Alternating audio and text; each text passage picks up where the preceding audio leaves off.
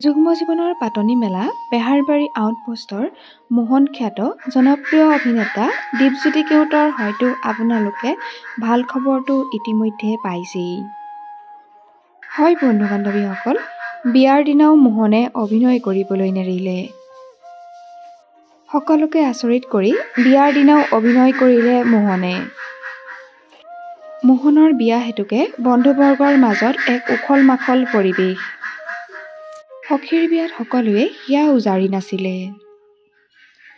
বিয়াত দেখিবলৈ পোৱা গ'ল বেহাৰবাৰী আউটপোষ্টৰ তৰামাই, ৰিচা, কেকেৰা, লুটুকন, ৰাকেশকে ধৰি আন বহু অভিনেতা অভিনেত্ৰীকো। পিছে বিয়াৰ দিনা অভিনেতা দীপজ্যোতি কেওটে হ'বলগীয়া পত্নীৰ বিষয়ে কি ক'লে আপোনালোকে বাৰু জানেনে? হ'বলগীয়া পত্নী বিদিশা ভূঞাৰ বিষয়ে অভিনেতা দীপজ্যোতি কেওটে কি ক'লে এবাৰ শুনোচোন আহক।